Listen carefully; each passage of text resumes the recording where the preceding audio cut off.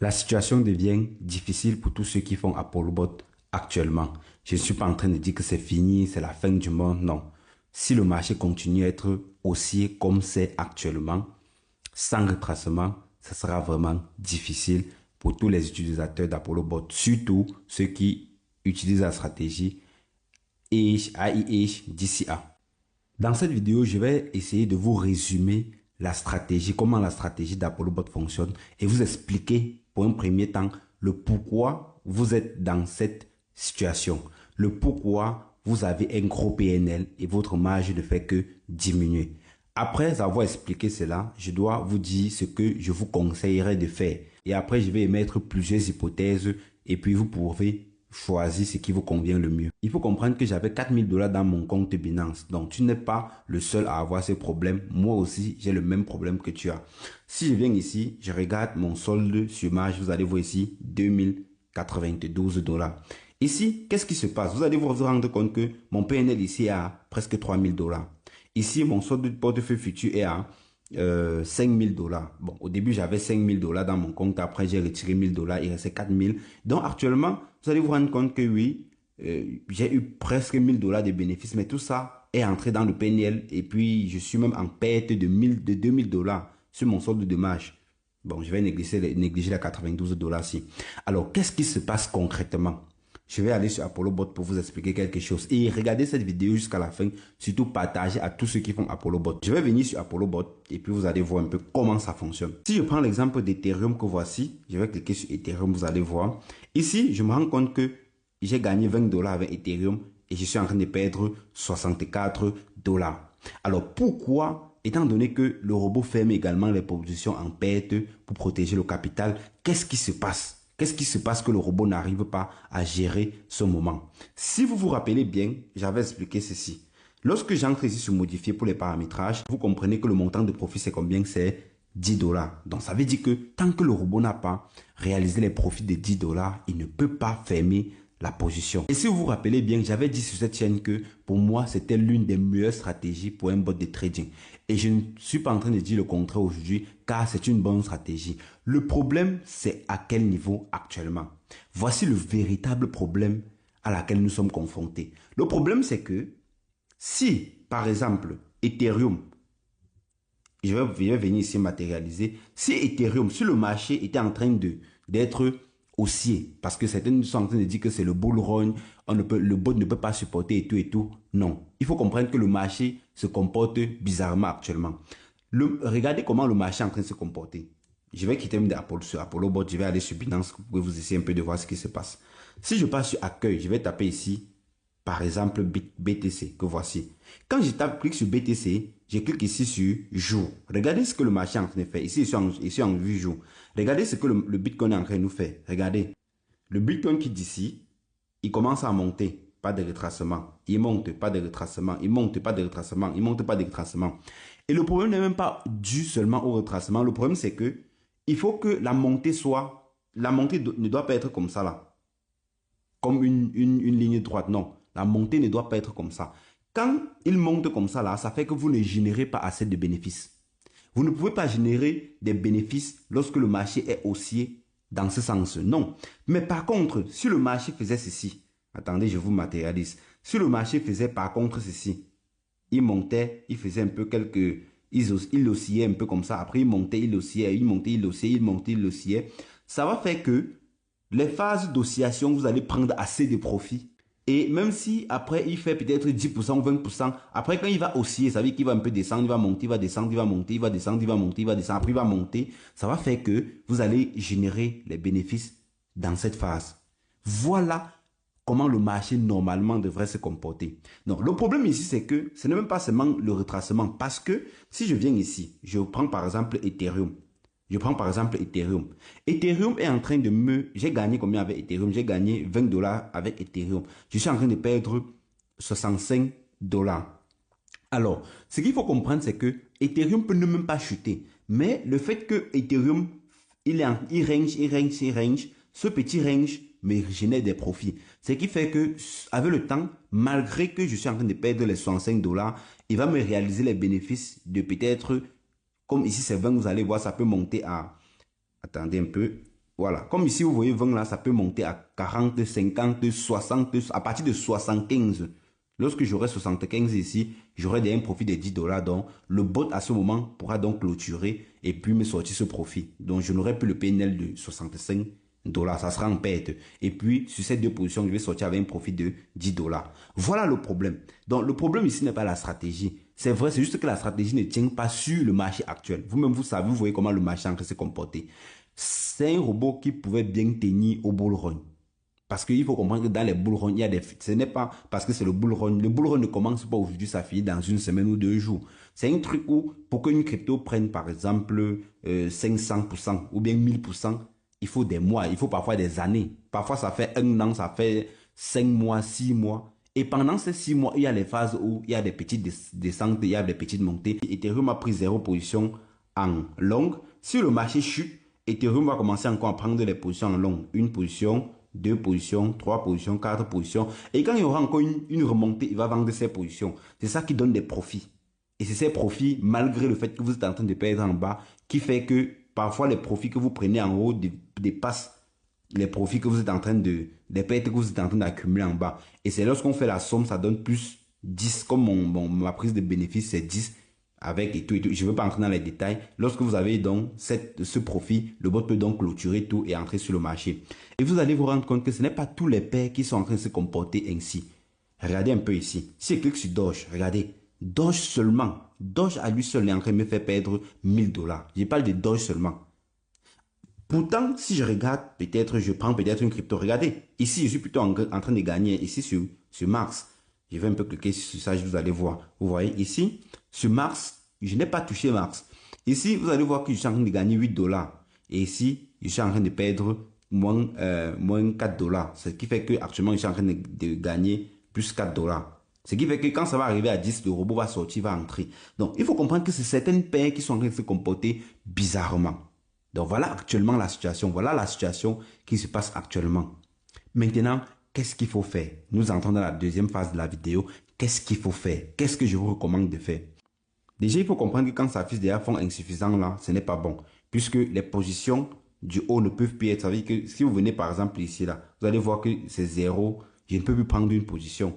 Pourtant, si j'avais pris certaines positions, ou 1 ou 2 positions, ou 3, lorsque le marché devait encore remonter, je devais vendre ça et ça devait augmenter un peu mes profits. Donc là, ça devient pas très bien. Maintenant, qu'est-ce que je vous conseille de faire actuellement? Actuellement, je vous conseille, pour essayer de réduire le risque, pour essayer un peu d'apaiser la chose, je vous recommande de fermer certaines positions qui sont en profit. Ça veut dire que, comme ici, je suis en train de trader Mars, qui, pour moi, ne me dérange pas. Vous allez voir ici que avec Mars, je suis en train de gagner peut-être 4 $. Donc, qu'est-ce que je dois faire? Je dois venir uniquement pour dégeler mes fonds. Parce qu'ici, vous allez voir que les fonds sont gelés. Je ne peux pas prendre les positions en long. Pardon. Je vais clôturer donc ces paires-ci, comme par exemple Mars. Chez vous, ce n'est pas pour dire que vous allez clôturer Mars parce que Mars ne peut pas se présenter de la même façon chez moi comme chez vous. Donc, vous allez choisir la paire dont vous savez que vous êtes en train de prendre des bénéfices. Vous êtes en train de gagner. Maintenant, je vais prendre ce Mars-ci. Vous allez bien voir qu'ici, j'ai gagné 8 $ et je suis en train de perdre 4 $. Je vais clôturer Mars là. Je clôture, je clique sur arrêter. Pour ceux qui n'ont pas vu, je clique tout simplement ici là sur arrêt. Arrêt. Une fois que je clique sur arrêt, je clique ici sur confirmer. Donc, je clique sur confirmer et puis j'ai fermé Mars. OK. Après, je continue. Vous allez voir que je viens ici de perdre 4 $. Après, je continue. Je prends par exemple le BNB. Le BNB, je n'ai pas de problème. Le BNB, je suis en train de gagner 11 $. Donc, je ne dois que perdre 2 $. Je clique, je fais la même chose. Je clique sur arrêt. Comme le premier, je clique sur arrêt. Et puis, je continue. Je vois ici AAVE. Je suis en train de gagner 8 $. Je suis en train de perdre 3 $. Et puis, je ferme AAVE. Je clique sur arrêt. Et puis, je confirme. Je patiente. Je vois DYDX. Donc, je vois ça. Je vois que j'ai en train de perdre 4 $. Je clique sur arrêt. Et puis, je confirme. Ce n'est pas obligatoire. Hein. Ça, c'est ce que moi, je fais. Et si vous voulez, vous le faites. Si vous voulez, vous ne le faites pas. Ça dépend de vous. Ce n'est pas parce que moi, je viens clôturer certaines positions que vous allez dire non, il faut que je fasse la même chose. Je vous explique le pourquoi je le fais. Maintenant, libre à vous de faire ce que vous voulez. Maintenant, une fois que je fais ça, pour moi, ça va. Je vais un peu voir Doge. Ok, Doge, c'est trop grave. Donc, Doge, je vais laisser Doge comme ça là. Vous allez voir que j'ai libéré quelques de mes positions. Il me reste 1, 2, 3, 4, 5, 6, 7, 8, 9, 10, 11, 12, 13. 13 sur les 18 que j'avais. C'est déjà pas mal. Donc, voilà ce que moi, je vous recommande de faire. Pour ceux qui m'écrivent, ils me disent que qu'est-ce qu'il faut faire? Qu'est-ce qu'il faut faire? Comment faire? Est-ce que je dois perdre? Est-ce qu'il faut renforcer mon capital? Est-ce qu'il faut? Je dois vous émettre plusieurs hypothèses et puis vous allez vous-même choisir ce qui est bien pour vous. Je vais prendre Mathias 1. Mathias 1 a décidé que non. Comme actuellement, je suis en train de perdre 2000 $. Attendez, ce que j'entre dans mon compte Binance. Ça, c'est Mathias 1. Hein? Ça, c'est Mathias 1. Mathias 1 dit que non. J'avais 4000 $ ici, là. Maintenant, j'ai 2000 $. Je ne peux plus supporter. Je ne peux plus. J'arrête et puis je pars avec mes 2000 $. Je sais que j'ai perdu 2000 $. Ça, c'est Mathias 1. Il fait ça. Il a ses raisons. Il n'y a pas de problème. Il y a une autre Mathias 2. Qu'est-ce que Mathias 2 doit faire? Il y a une autre Mathias 2 qui doit dire que bon, moi, j'ai investi. Mathias m'a dit que bon, investi comporte toujours des risques de perte partielle au total de son capital. Bon, j'ai mis ce capital et puis je laisse, ça sort comme ça sort. Comme on dit souvent au Cameroun, ça sort comme ça sort. Donc, il y a Mathias 2 qui va dire, je ne touche à rien, je laisse comme ça sort comme ça sort. Si je perds tout, j'ai tout perdu. Si le marché rechute, j'ai gagné et puis je laisse tout tomber. Ça, c'est Mathias 2. Maintenant, il y a une autre Mathias 3 qui va dire, bon, qu'est-ce que je fais? Mathias 3 va rester, il va analyser les choses. Il doit regarder, ça c'est Mathias 3. Hein. Mathias 3 va venir, il va dire que bon, quand je regarde le Bitcoin comme ça là, je regarde les indicateurs. Mathias 3 va venir, il va commencer à raisonner. Il va commencer à raisonner. Parce que le Mathias 1 et le Mathias 2, c'est les deux personnes qui ne veulent pas réfléchir. Ça veut dire que le Mathias 1, il a dit qu'il veut arrêter, il perd ses 2000 $, il se casse. Il ne veut plus de problème. Ça, c'est Mathias 1 là-bas. Mathias 2, il a dit que il laisse tout. Et puis, ça sort comme ça sort. S'il va gagner, il gagne. S'il doit perdre, il perd. Ça, c'est Mathias 2. Les deux là ne veulent même pas réfléchir. Maintenant, il y a un Mathias 3 qui va venir ici. Il va dire que bon, ça, c'est les compétences individuelles. Ce n'est plus collectif. Mathias 3 va venir dire que bon, je suis en train de regarder les indicateurs. Je vois que nous sommes dans une phase vraiment hyper bullish. Bref, il doit commencer à étudier le marché. Il doit commencer à étudier les indicateurs. Il doit commencer à étudier également la map de liquidité. Quelles sont les liquidités qu'on peut encore aller chercher. Qu'est-ce qui peut vraiment pousser encore le marché à monter sans que les investisseurs ne prennent des bénéfices qu'ils ont déjà eu à réaliser. Bon, ce Mathias 3 va essayer de regarder les indicateurs. Il va regarder le Fahrenheit. Il va regarder le RSI. Il va regarder trop d'indicateurs. Il va essayer de comprendre pourquoi le marché aussi. Il fixe un peu. Il se dit qu'il est en train de trader et il fixe son stop loss.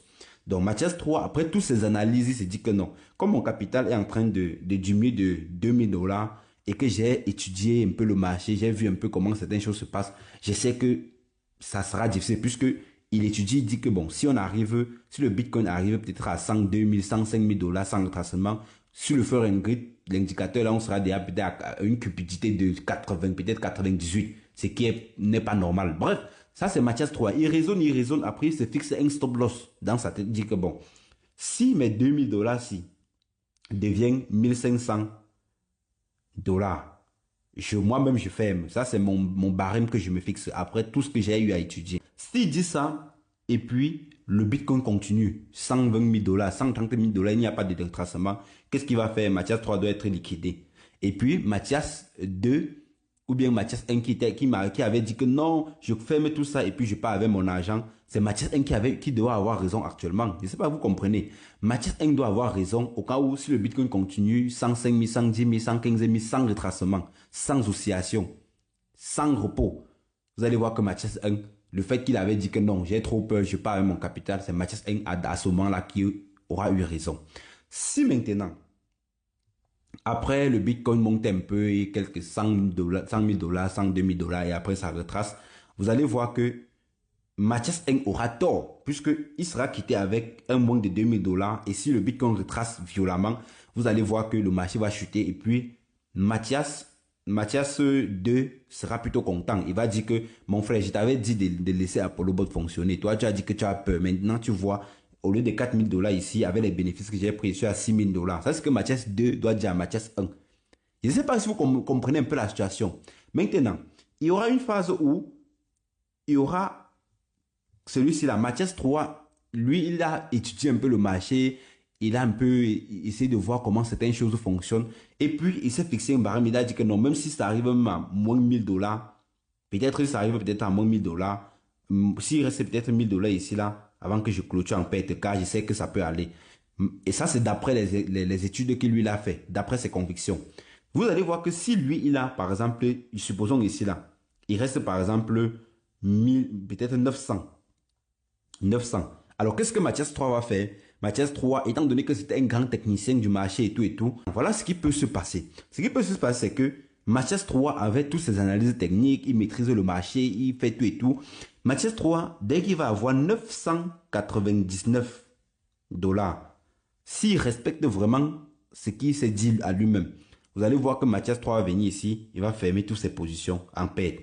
Il va quitter avec 19 000 ou bien quelque chose, ou bien disons 1000 $. Il va partir, il va dire que ok, ça m'a vraiment touché. Pourtant, ça peut arriver que ce capital s'y chute jusqu'à 500 $. Et après, le marché rechute. Et après, ça remonte à 5000. Vous voyez maintenant que à ce moment-ci, c'est Mathias 2 qui avait eu raison. Puisque lui, il avait dit que je laisse mon capital même s'il reste 200 $, 100 $. Soit je gagne, soit je perds. Voilà ce que Mathias 2 avait dit. Pourtant, Mathias 3 qui avait bien fait les analyses techniques, quand il y avait eu peut-être 900 $, il a dit que non, il se casse avec ça. Et il a eu raison à ce moment. Maintenant, si après le marché rechute, quand Mathias 2 avait peut-être 200 $, et il a tout supporté, il a dit que bêta, je laisse, ça sort comme ça sort. Alors, vous allez voir maintenant que si le marché rechute brutalement, les 200 $ de Mathias 2 peuvent se transformer peut-être à 5000 $. À 5000 $. Donc, dans ce cas, qui aura eu raison, qui aura eu tort? C'est Mathias 2 qui aura eu raison. Alors, je prends vraiment le temps pour prendre des exemples et pour vous expliquer, pour vous faire comprendre que personne ne peut vous dire exactement ce que vous allez faire face à cette situation. En dehors de ce que je vous ai dit de clôturer les positions, que vous n'êtes pas en train de perdre assez, personne ne pourra vous dire que faites ça et ça va marcher. Si quelqu'un vous dit à ce moment que faites ça, je suis sûr que ça va marcher et il vous ment. Parce qu'on ne peut pas prédire le marché. On se base sur ce qui se passe, ce qui s'est passé avant pour essayer d'anticiper ce qui peut se passer demain. Mais personne ne peut être sûr à 100% sur ce qui va se passer demain. Vous êtes en train de faire des recherches, on est en train de vous dire non, c'est monté, Bitcoin 200 000 $. Est-ce que actuellement, le Bitcoin peut encore retoucher même les 65 000 $ ou même les 70 000 $? C'est possible. Comme le Bitcoin peut arriver à 150 000 $ sans retracement. C'est toujours possible, c'est le marché. J'espère que la vidéo vous a été utile. Si tel est le cas, partagez-la au maximum pour que ça puisse aider les autres. Soyez posés, même si vous allez faire quelque chose dans votre compte, réfléchissez bien. Surtout ne pas faire parce que quelqu'un vous demande de faire ou bien je sais pas quoi. Essayez d'être posé, de comprendre la chose et de faire et d'assumer les responsabilités. Pas parce que quelqu'un, ne dites pas demain que c'est telle personne qui m'avait dit de faire. Non, n'attribuez pas cette responsabilité à quelqu'un d'autre. Réfléchissez, comprenez et puis prenez une décision que même si demain vous vous rendiez compte que vous avez pris une mauvaise décision, que vous sachiez que oui, cette décision est venue de moi-même et puis je l'ai assumée. Laissez-moi en commentaire ce que vous en pensez. Dites-moi ce que vous en pensez. Est-ce que vous allez arrêter? Est-ce que vous allez patienter? Est-ce que vous allez changer de stratégie? Est-ce que vous allez? C'est très très important parce que ça nous permet également de comprendre et d'apprendre ensemble. Parce qu'on ne cesse jamais d'apprendre, chaque jour on apprend. Donc, laissez-moi vos avis en commentaire, c'est vraiment très très important. Et puis, je vous tiendrai informé s'il y a de nouveaux, si je dois changer quelque chose dans mon compte. Et on se dit à bientôt pour une prochaine vidéo. Ciao, c'était Mathias.